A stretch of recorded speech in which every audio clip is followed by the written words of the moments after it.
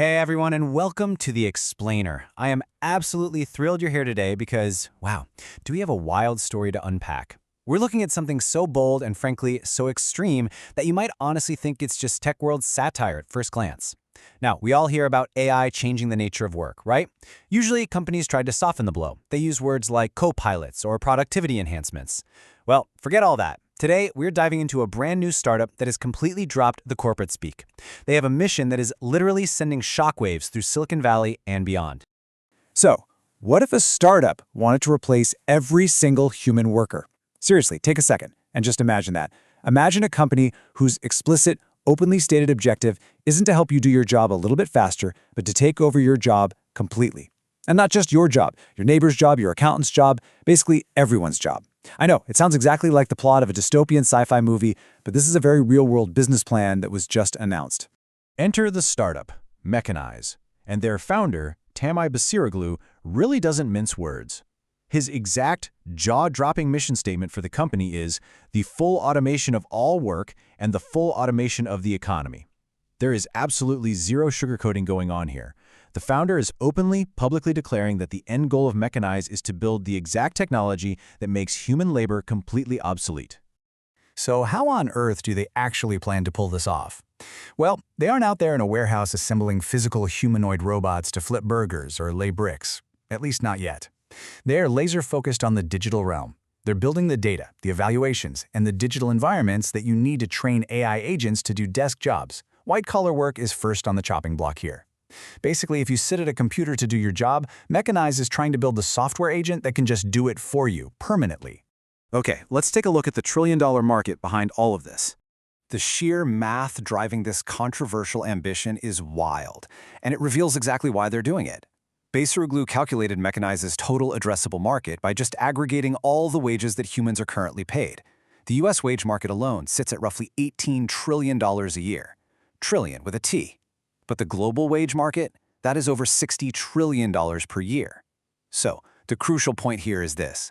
If a company can create software that captures even a tiny, microscopic fraction of the money currently paid to human beings, it overnight becomes one of the most valuable companies on the planet. To the founders and the investors, this is a $60 trillion global prize just sitting there waiting to be claimed. But of course, one person's giant $60 trillion prize is another person's entire livelihood. The public response to this launch was immediate, and it was brutal. This quote from ex-user Anthony Aguirre honestly perfectly captures the overarching vibe. He totally acknowledges the massive financial incentive for big tech, but he follows it up with, "I think it will be a huge loss for most humans." And that right there highlights the incredible tension we're looking at. An enterprise that makes perfect, ruthless financial sense on a corporate spreadsheet is being viewed by the general public as a looming disaster for everyday society. Which brings us to a famed founder and some fierce backlash. Things get remarkably complex when you look at the guy running the show. On one side, we have Epoch.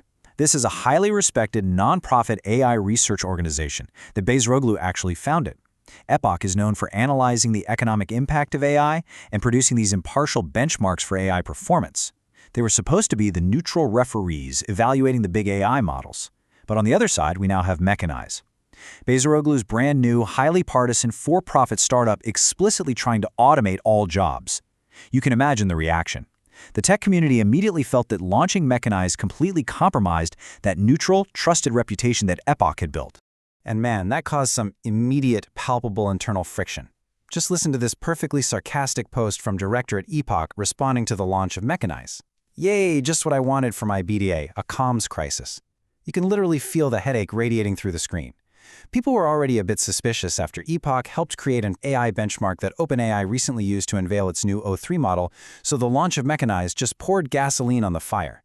It left a lot of people wondering if Epoch's supposedly neutral research was actually just feeding directly into making AI capable of taking everyone's jobs. But here's the thing. Despite the public outcry and the massive PR crisis, the money still flowed. The list of backers for Mechanize is an absolute who's who of the Silicon Valley elite.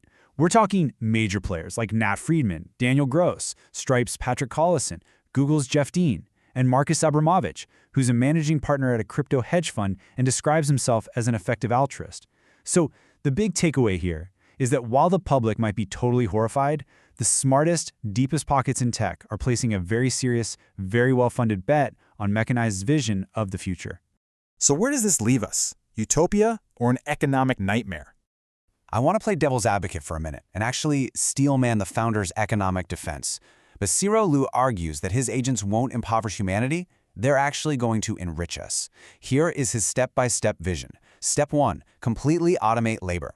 By having AI do all the actual work, we remove human bottlenecks entirely. Step 2, this triggers explosive economic growth because production suddenly becomes infinitely cheaper and faster. Step 3, that generates vast abundance, which leads to much higher standards of living for everyone, creating all these new goods and services we can't even imagine right now. It's a highly utopian view of technology, completely solving resource scarcity. Though wait, let's anchor this lofty macroeconomic theory right back down to reality for a second. If humans don't have jobs, how do we actually buy what the AI produces? It is the most critical, glaringly obvious flaw, and critics were super quick to point it out.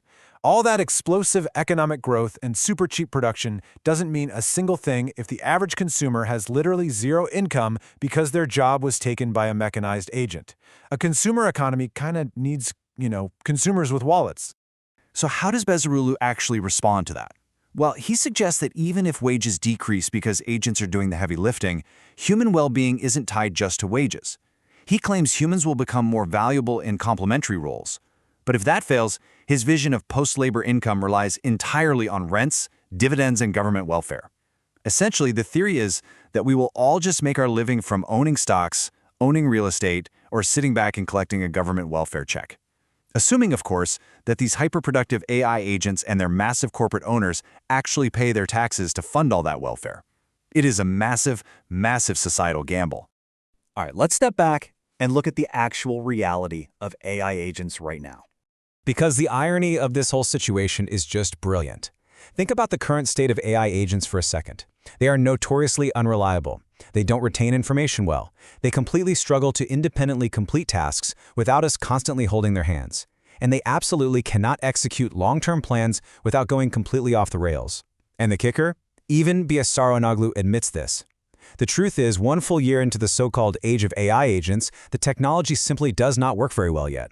The whole dream of full automation is still severely bottlenecked by the clunky technical reality of today's AI.